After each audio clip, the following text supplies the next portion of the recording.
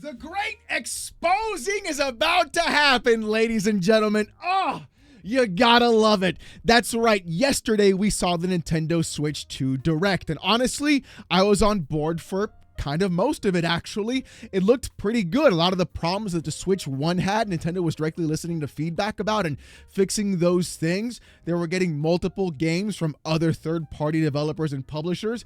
Things were being put into play. A lot of great stuff was being shown. And then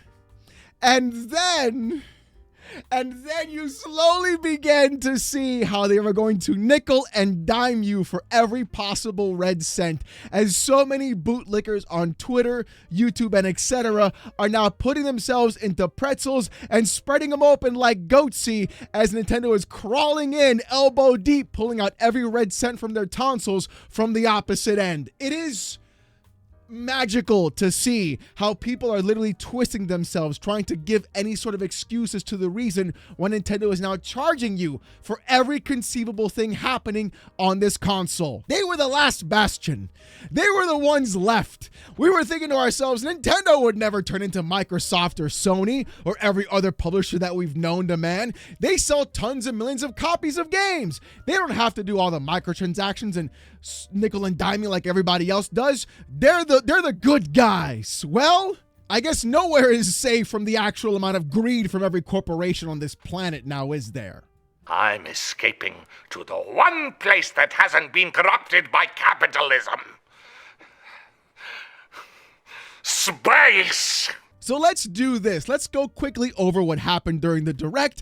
And during that, we're going to get my hot takes about the entire thing, because truly it has been a magical thing to witness. One of the only companies left in video games that was truly giving you the ability to actually buy your game, own it, literally just throw that up in flames right in front of you, and people are still saying things like, I'm still going to buy your product.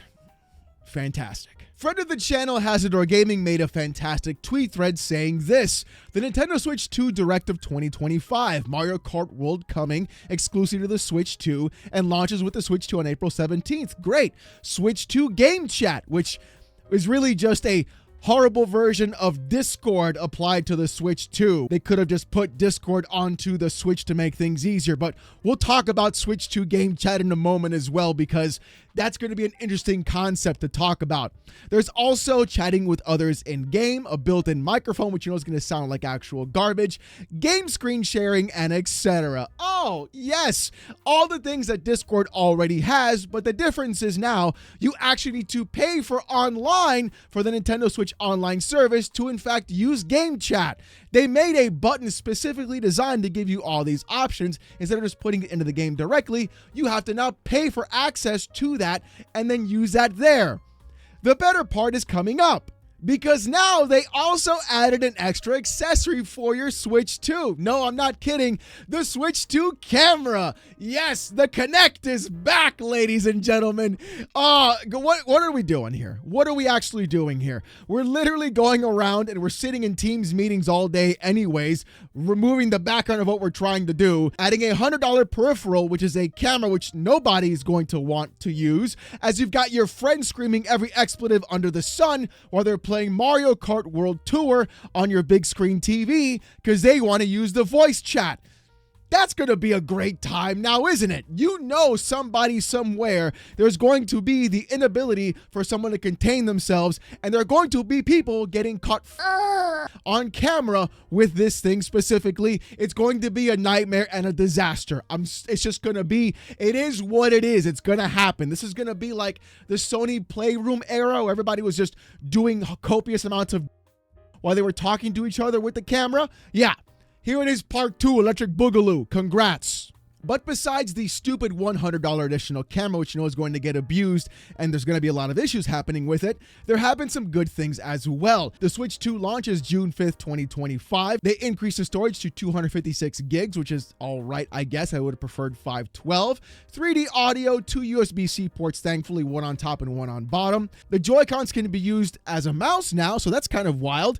I mean, wouldn't it be kind of weird if they just put their games on PC anyways? That'd be kind of cool if you think about it. It has up to 4K on docked mode, which is actually just them upscaling it using NVIDIA DLSS, a 7.9-inch LCD screen at 1080p, and 120 FPS and HDR. It's not going to be OLED. And those specifics honestly make everything look really good. It's actually not too bad if it was just those things specifically, which is what's going on with the hardware. However, though, there have been some concerns as well. We're going to talk about those now. You see, the Switch 2 game card size is about the same, actually. Now, with the micro SD card slot, you can only use micro SD Express cards. They're not proprietary, but you have to buy a new format of micro SD. The regular format won't work, unfortunately, with the Switch 2, which is kind of odd because my Steam Deck can do both, and it really doesn't make any sense why they would do that. And on top of that, the new Switch carts are actually faster to read and write data from. So I guess you could say something about that as well, but that's going to be a fun part later on about the carts. Don't worry. There's also the new Pro Controller 2, which is probably going to be another $100. And of course, the system transfer option. Game-wise, things are looking kind of wild. Elden Ring Tarnished Edition, Yakuza 0, the full-on director's cut, Street Fighter 6 on the Switch, a brand new title by From Software called The Duskbloods, which is exclusive to the Switch as well. I would honestly consider to be the Bloodborne spiritual successor, which is really kind of funny because PlayStation From Software is so bad, they ran to Nintendo instead. In my opinion, though, this game shouldn't be exclusive at all. It should be on every single platform. We saw what happened with Bloodborne. It shouldn't be happening again now with the Switch either. Exclusivity is always bad for the consumer. You're going to see even more so why after this, too. Oh, we're getting there. Don't worry. Hold on to your horses, baby. It's coming. Donkey Kong Bonanza coming out in July, Kirby's Air Ride, and Switch 2 Mario Kart bundle as well. Things look pretty great, right? You would think, hey, that's not too bad, Alex. What are you complaining about? The Switch 2 is going to be launching at $450 and with Mario Kart World at $500. Yeah, that's not really the price I would like to pay, but that's all. That's not that bad, right? I mean, for an updated handheld with 1080p, 120 hertz display, the Asus ROG Ally is like $600 for having that. That seems about right in line. Until you realize that Nintendo is now going to be charging $80 for digital games. I didn't stutter. No. I didn't think back and sit in my chair like, that's got to be a meme. Maybe they just forgot to change the pricing for the region. No. I'm serious. $80 for certain digital games for the Nintendo Switch 2. $90 for physical. Yeah. No, yeah. Almost $100 for certain Nintendo Switch games.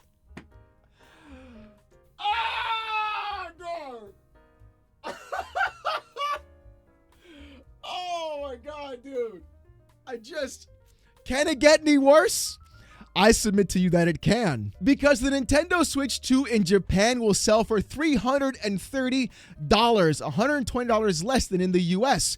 And it's going to be region locked, and it's been confirmed. So if you want a Switch that can do every language, you gotta pony up the $450. If not, guess you gotta learn how to read Japanese. Oh, but it still gets worse. You see, because the Switch 2 will also have a welcome tour game, which honestly looks kind of cool. It shows you all about the Switch itself. It lets you walk around and see all the features about it. You would think that would be part of the pack-in, right? Like, hey, kind of like Astrobot was. Here's a cool little thing to recognize how great the Switch is. This is where everything started to fall apart with me as I was watching the Direct, because this game explains the tech and shows off the Switch 2. It has tech demos and mini games, and it is a paid digital-only launch title.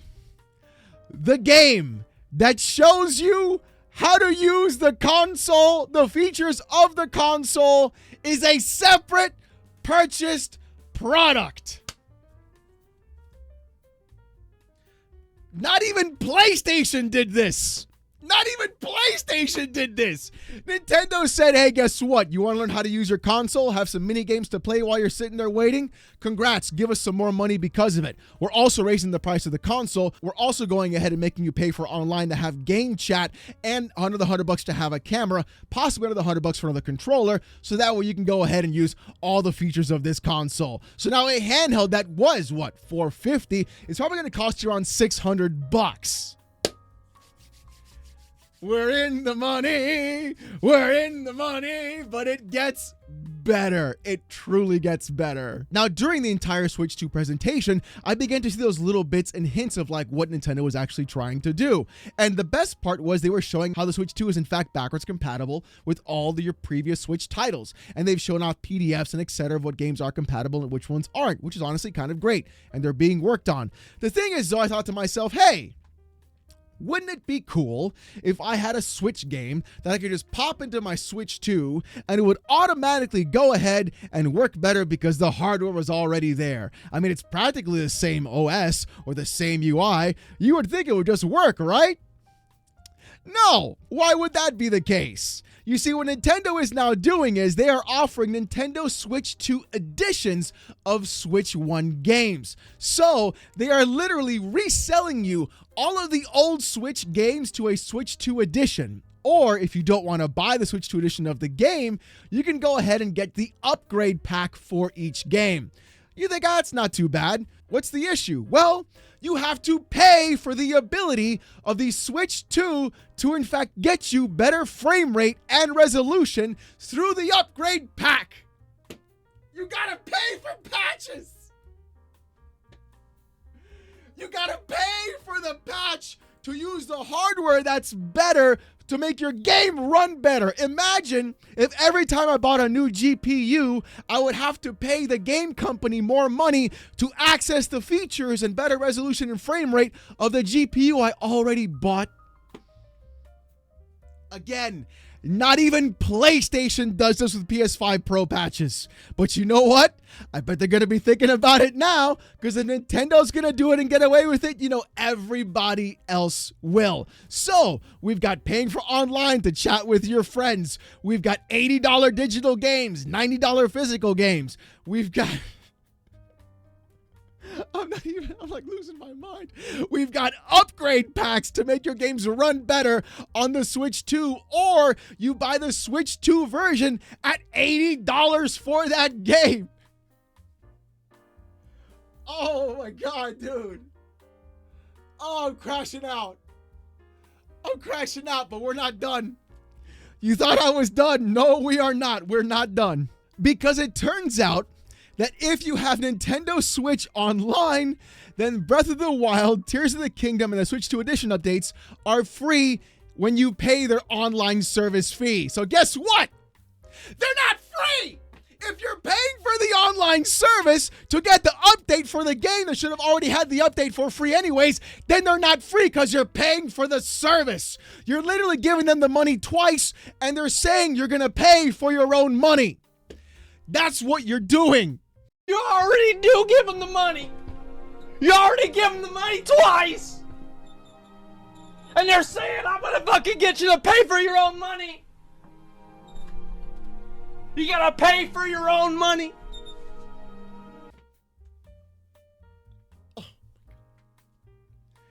Oh, the greed. But I'm not done. You thought I was done.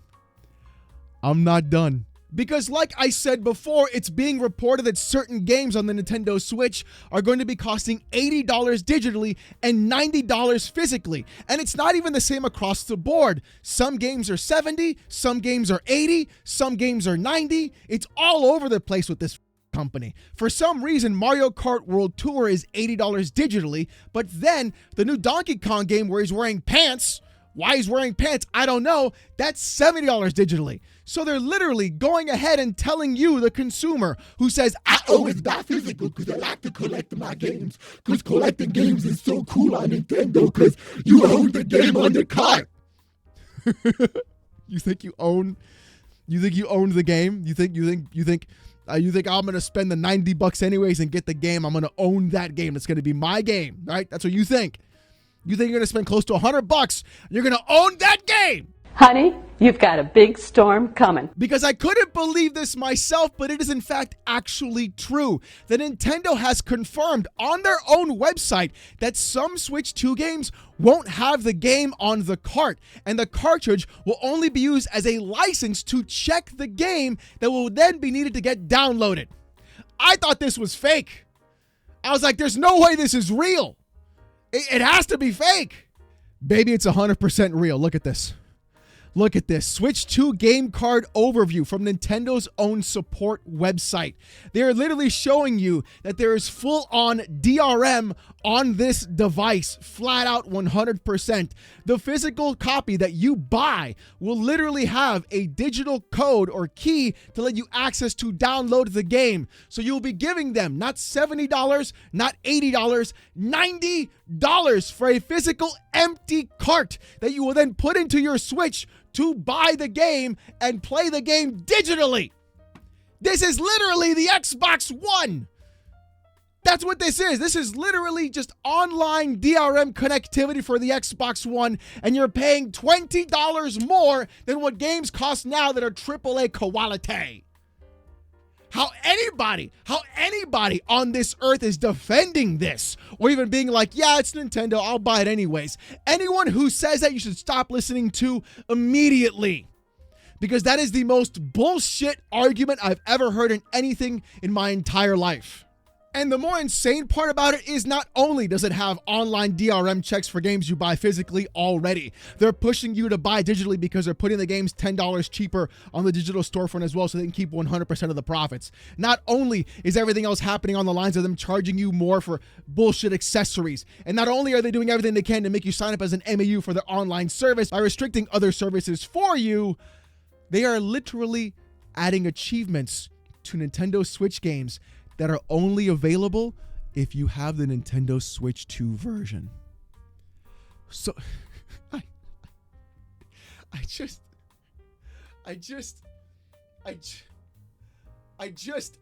can't. I really can't. Anybody that is coming around being like, oh, I thought Nintendo got a pass. What happened? How come you talk about... Listen, now is not the time. Because anybody that was sitting there talking about support the devs, buy your video games, I always buy physical. Well, start buying physical, baby, because you reap what you have sowed. All those Nintendo walking around talking about like we buy our games, we support the devs. All the PlayStation fanboys calling everybody else broke dollar menu gaming. Now all of a sudden it's a problem. $80? Oh, that's too much money. $90? Whoa. You know what's going to happen? I'll tell you what's going to happen. This is going to be a ripple effect across the entire industry. Why do you think I was so against $60 games? Not $70, $60 games. I didn't want $60 games since the 360 era. And you guys called me cheap, broke, get a job. You need to work. You got to get some money, get your money up. You know why I have money? Because I don't spend it on bullshit.